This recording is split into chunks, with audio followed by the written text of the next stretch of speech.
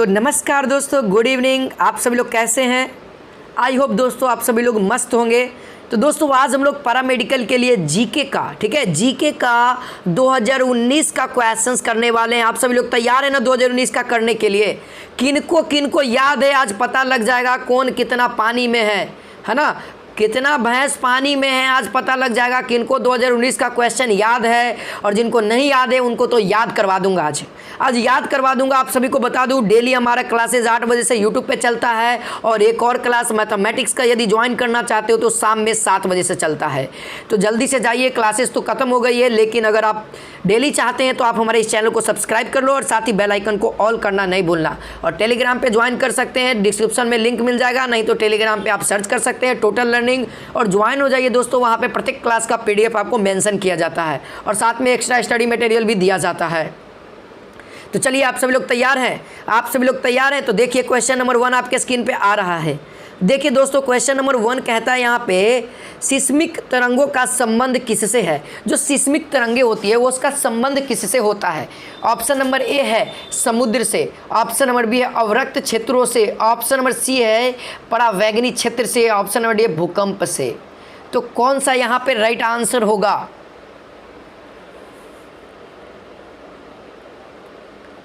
तो देखिए यहाँ पे जो हो जाएगा सिस्मिक तरंगों का जो संबंध होता है दोस्तों वो भूकंप से होता है, ठीक है। ये तरंगे क्या करती है? भूकंप को मापती है। तो यहाँ पे ऑप्शन नंबर डी वाले का दोस्तों बहुत अच्छा राइट है। अब यहाँ से एक और क्वेश्चन आपके एग्जाम में पूछ सकता है जीके में कि भूकंप को मापने के लिए हम किस यंत्र का यूज करते हैं?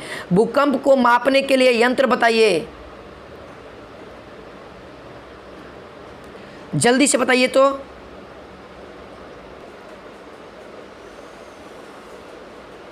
तो चलिए दोस्तों इसका राइट आंसर हो जाएगा ना, वो हो जाएगा सीस्मोग्राफ, ठीक है।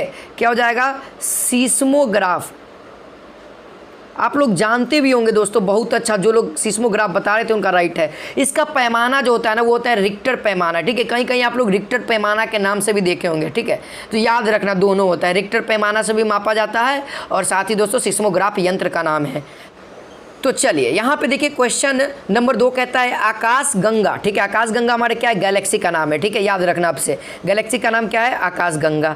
गैलेक्सी का कितना प्रतिशत तारे पदार्थ के होते हैं? ठीक है, ये गलत लिखा गया, तारे पदार्थ के होते हैं। देखिए ये क्वेश्चन जो है ना ये थोड़ा सा हट के और आपको समझ में नहीं आ रहा होगा, क्योंकि ये क्वेश्चन आपका जो ये क्वेश्चन है ना ये थोड़ा सा गलत है, क्योंकि ये गलत ही पूछा गया था और ये क्वेश्चन मैंने गलत लिखा इसलिए क्योंकि आपको समझा सकूं, ठीक है। जो हमारी गैलेक्सी में होती है ना उसमें मालूम है आकाशगंगा में तारे बहुत सारे हैं, ठीक है। तारे बहुत सारे हैं जिसको हम लोग गिन नहीं सकते हैं। और हमारे आकाशगंगा में सूर्य हैं, तारे हैं, क्षुद्र ग्रह हैं, उपग्रह है, ग्रह हैं, गैसीय बादल है, यानी कि हमारे आकाशगंगा में बहुत सारे हैं, ठीक है, ठीक है। और तारा कोई पदार्थ का बना नहीं होता है, तो ये ध्यान रखना है, ठीक है। चलिए अब देखिए बहुत सारा क्वेश्चन ऐसा आपको देखने को मिलेगा। चलिए क्वेश्चन नंबर 3 यहाँ पे कहता है यह उन 4 तत्वों में से एक है जो मिलकर पृथ्वी के भारों का 93% है। ये कौन सा तत्व है जो पृथ्वी का 93% भार अकेले संभालता है? चारों तत्व में से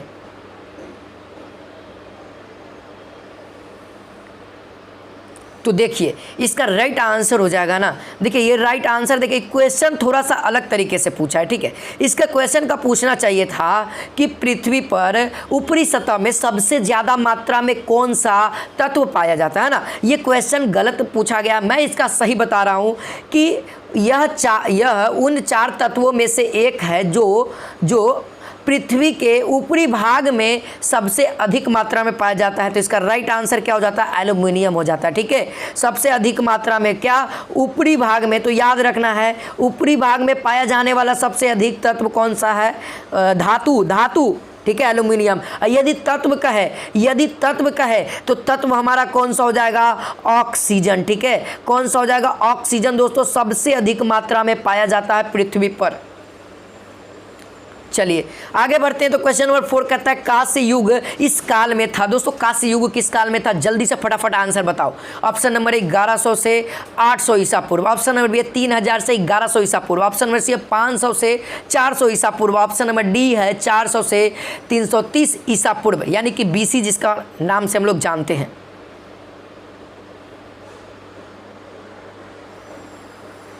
तो आप सभी को पता होना चाहिए। देखिए बहुत अच्छा, जो लोग कांस्य युग जानते हैं, पाषाण युग यानी कि पत्थर वाला युग, ठीक है, ये सब आपको ध्यान रखना। तो पाषाण युग का क्या हो जाएगा, कांस्य युग का तो हो जाएगा 3000 ईसा पूर्व से कितना 1100 ईसा पूर्व यानी कि बीसी कहते हैं, ठीक है। ईसवी एडी को कहते हैं। ईसवी क्या होता है, ईसा पूर्व के आगे यानी कि ईसा पूर्व के जन्म के बाद ईसवी होता है, और ईसा पूर्व के जन्म के पहले क्या होता है यहाँ पे बीसी यानी कि ईसा पूर्व होता है। 0 ईस्वी में ईसा पूर्व का हमारा ये जीसस कौन है, ईसा मसीह का जन्म हुआ था, ठीक है। चलिए, शाहनामा किसने लिखा, शाहनामा किसने लिखा, तो दोस्तों ये पुस्तक का नाम है, ऑप्शन नंबर है अल बुरूनी, ऑप्शन नंबर बी है फिरदौसी, ऑप्शन नंबर सी है Ibn Battuta, option number D है आमिर खुसरो। किनको याद है जी, कमेंट भरो, देखते हैं किनको याद है। 2019 का क्वेश्चन किनको याद है जी, देखते हैं। और जिनको नहीं याद है भैया कष्ट करो और 3 बार से 4 बार कमेंट में भरो और बोलो अपने आपसे, तो याद हो जाएगा। तो चलिए इसका राइट आंसर मिलाइएगा सभी लोग। शाहनामा किसने लिखा था, तो फिरदौसी ने, ठीक है। यहाँ पे ऑप्शन नंबर बी, फिरदौसी ने क्या लिखा था, शाहनामा लिखा था। अब से याद हो गया, फिरदौसी ने क्या लिखा था, शाहनामा लिखा था। चलिए आगे बढ़ते क्वेश्चन नंबर 6 यहाँ पे कहता है कांग्रेस ने कब पूर्ण स्वराज की घोषणा की। कांग्रेस ने दोस्तों कब पूर्ण स्वराज की घोषणा की। ऑप्शन नंबर ए 1920 ईस्वी को, ऑप्शन नंबर बी 1916 ईस्वी को, ऑप्शन नंबर सी 1929 ईस्वी को, ऑप्शन नंबर डी 1947 ईस्वी को।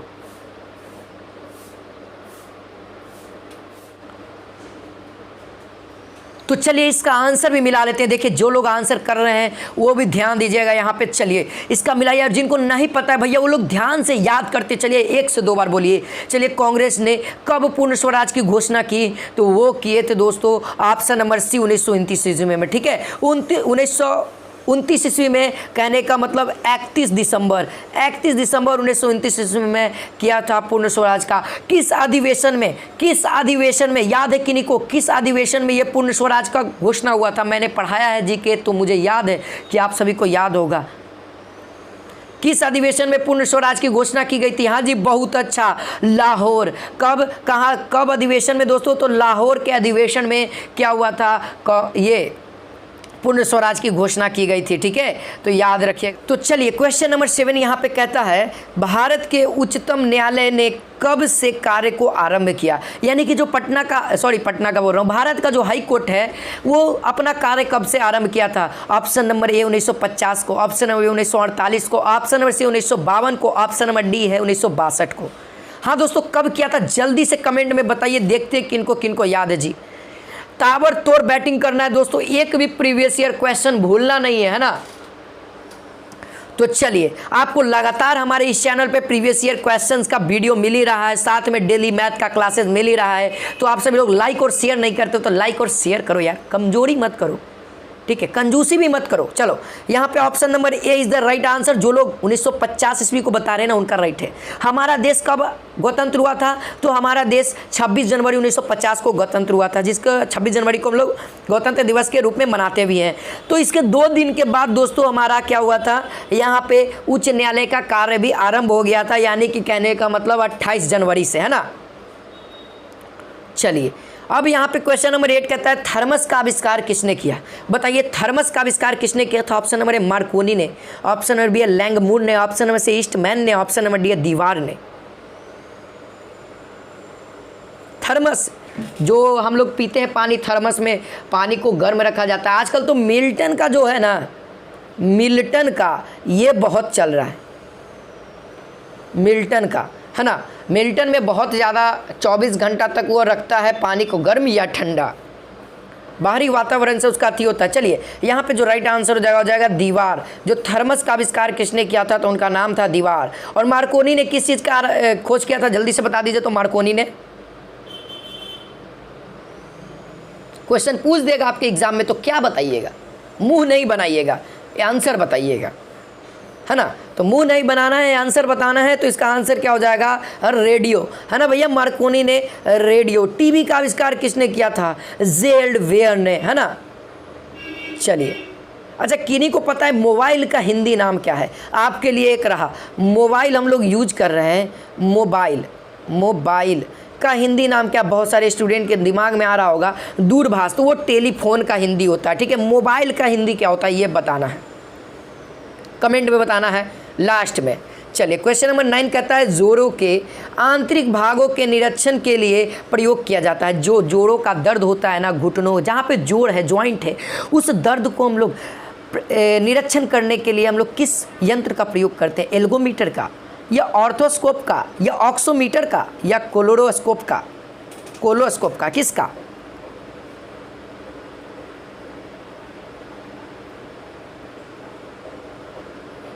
तो आप सभी को पता होना चाहिए, जोड़ों के यानी कि हड्डियों को देखेंगे, और हड्डी को हम लोग क्या करते हैं, ऑर्थियोलॉजी में पढ़ते हैं, तो उसका हम लोग किस चीज़ को यूज करेंगे यार? ऑर्थोस्कोप को, है ना, ऑर्थोस्कोप को करेंगे। तो जो लोग बी बता रहे थे ना, उनका राइट है 100%, और जिनको नहीं पता है वो लोग भैया ध्यान से सुन लो, याद कर लो। हड्डियों का अध्ययन को हम लोग ऑर्थियोलॉजी कहते हैं, और ऑर्थियोलॉजी जोड़ों का दर्द, यानी कि हमको आंतरिक भाग में निरीक्षण करना है, कहाँ पर दर्द हो रहा है, कहाँ पर टूट गया है जोड़, कहाँ पर अलग हो गया है, तो उसको निरीक्षण के लिए हम लोग ऑर्थोस्कोप का यूज करते हैं, ठीक है। चलिए यहाँ पे देख सकते हैं क्वेश्चन नंबर 10 कहता है अंतिम बंदी बाघ श्वेत बाघ जिसकी मृत्यु मई 2019 में हुई थी, उसका नाम क्या था? जो आप लोग श्वेत बाघ के बारे में जानते भी थे, न्यूज़ पे बहुत बड़ा इस पे कंट्रोवर्सी भी हुआ था कि बाघ मर गया है, श्वेत बाघ, जो कि भारत में एक ही बाघ था श्वेत में, और ये मई 2019 में मरा था। उसका नाम क्या था? ऑप्शन नंबर ए है शेर खान, ऑप्शन नंबर बी है श्वेत टाइगर, ऑप्शन नंबर सी है बाजीराव, ऑप्शन नंबर डी है संतोष। ये तो लगता है संतोष तो आदमी के नाम है, उसका भी नाम हो सकता है क्या बाघ के? तो भैया आप सभी को पता होना चाहिए, जो बाघ का नाम था वो क्या नाम था मालूम है? वो नाम था दोस्तों, वो नाम था बाजीराव, ठीक है। उसका नाम क्या था? बाजीराव। श्वेत बाघ का भी नाम है, याद रखिए, बाजीराव मस्तानी देखे ना, उसी का नाम यहाँ पे आ गया है बाजीराव, ठीक है। चलो क्वेश्चन नंबर 11 देखते हैं। तो यहाँ पे कहता है 11 नंबर, मानव शरीर में लगभग कितनी कोशिकाएं होती है? मानव शरीर में अप्रॉक्स लगभग कितनी कोशिकाएं होती है? कमेंट करके बताइए जल्दी से। देख सकते हैं, क्योंकि जीके में आपको पता होना चाहिए, बायोलॉजी, फिजिक्स, केमिस्ट्री सब आ जाता है साइंस में, है ना। तो चलिए जल्दी से बताइए, ये सब क्वेश्चन आपको 2019 में पूछा गया है, किनको किनको याद नहीं है, किनको किनको याद है, सब पता लग रहा है मुझे। तो यहाँ पे देख सकते हैं, यहाँ पे आंसर इसमें से कोई भी नहीं होगा, इसमें से कोई भी नहीं होगा, क्योंकि आपको मैं बता दूँ अप्रॉक्स यदि लगभग की बात करें तो हमारे शरीर में जो कोशिका है ना, वो 300 से 400 खरब, ठीक है, 300 से 400 खरब तक है, ठीक है। ये 75 अरब नहीं है, 300 से 400 खरब तक लगभग कह सकते हैं, इससे ज़्यादा होगा, कम नहीं होगा, ठीक है। चलो क्वेश्चन नंबर 12 यहाँ पे कहता है मसूड़ से संबंधित विशेषण है। मसूड़ से संबंधित विशेषण क्या है? Option number A oral, option number A किन्ड्रॉल, option number C gingival, option number D haemal. ये क्या है ये मुझे भी नहीं समझ में आया है, तो चलिए इसका डायरेक्ट आंसर देख लेते हैं। इसका आंसर ऑप्शन नंबर सी जिंजीवल हो जाएगा। नेक्स्ट वीडियो लाऊंगा तो इसको समझा दूंगा, ठीक है, बढ़िया से। चलिए फालतू भी क्वेश्चन देते रहता है। चलिए क्वेश्चन नंबर 13 कहता है द्वितीय ओलंपिक खेल कहाँ हुए? ये जबरदस्त क्वेश्चन है, ये जीके का क्वेश्चन है। बताइए ग्रीस में या फ्रांस में या यूके में या यूएसए में कहाँ पे हुआ था ओलंपिक, द्वितीय ओलंपिक खेल?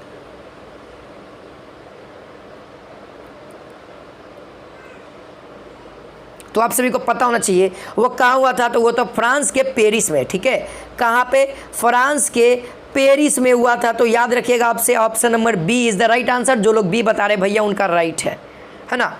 चलो क्वेश्चन नंबर 4 की ओर बढ़ते, 14 आ गया है। कहता है FID इस खेल के लिए विश्व भर में आयोजन करने वाला सर्वोच्च संगठन है। यानी कि FID जो खेल है, जो कप दिया जाता है, ये कप का नाम है भैया, ठीक है, फेडरेशन इंटरनेशनल डेस इक्स, है ना। तो ये जो अंतर्राष्ट्रीय, विश्व भर में अंतर्राष्ट्रीय कह सकते हैं, इसका संगठन किस खेल के लिए होता है? ऑप्शन नंबर ए है फुटबॉल, ऑप्शन नंबर बी है हॉकी, ऑप्शन नंबर सी है टेनिस, ऑप्शन नंबर डी है शतरंज।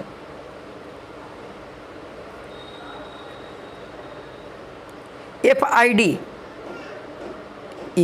तो यहाँ पे देख लो, यहाँ पे जो लोग भैया ऑप्शन नंबर डी शतरंज बता रहे हैं ना, उनका राइट है। ठीक है। यहाँ पे क्या हो जाएगा, ये शतरंज के लिए फेमस है विश्व भर में, ठीक है, शतरंज के लिए। और ये कब हुआ था, तो 1924 ईस्वी में पहला, ठीक है, पहला, याद रखना है। चलिए आगे बढ़ते हैं। क्वेश्चन नंबर 15 यहाँ पे कहता है, देखिए मगासेसे जो नोबेल पुरस्कार है, रेमन मगासेसे पुरस्कार, जिसको हम लोग दूसरा नाम लेटेस्ट नाम नोबेल पुरस्कार के नाम से जानते हैं, उसका नाम देखिए। ऑप्शन नंबर ए है, किसको दिया गया था, सेवा, सरकारी सेवा में, सरकारी सेवा में, ईयर नहीं दिया गया, सरकारी सेवा में, किरण बेदी को या देशमुख को या सेशन को या लिंगदोह को।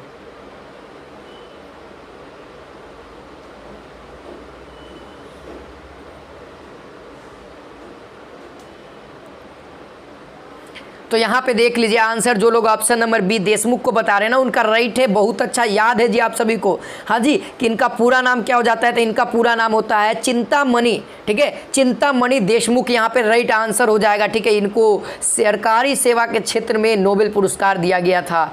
चलिए क्वेश्चन नंबर 16 यहाँ पे कहता है, एड्स क्या है हमारा, एड्स एक संक्रमित बीमारी है जो कि ये क्या है, आधिकारिक मान्यता कब की दी गई थी, ठीक है, एड्स को आधिकारिक मान्यता कब दी गई थी कंट्रोल करने के लिए।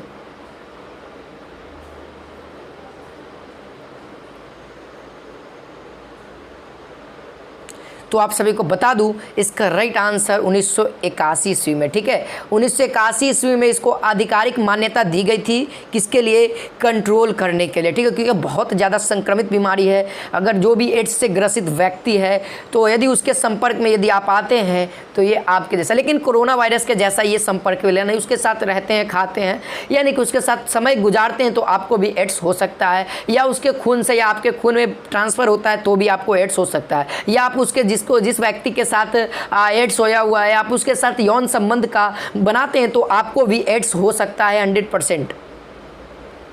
चलिए यहाँ पे क्वेश्चन नंबर 17 कहता है, वीर सावरकर विमान पतन कहाँ पर है, वीर सावरकर विमान है पतन कहाँ पर है। ऑप्शन नंबर ए नेपाल में, या प्लॉट वेयर में, या सी है सूरत में, या पुडुचेरी में।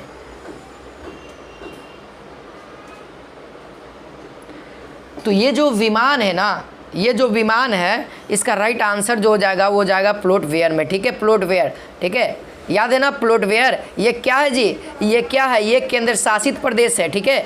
यहाँ पे right answer option number B हो जाएगा। तो दोस्तों आई होप आप सभी को अच्छा लगा होगा। तो मिलते हैं नेक्स्ट क्लास में, आज के लिए बस इतना ही।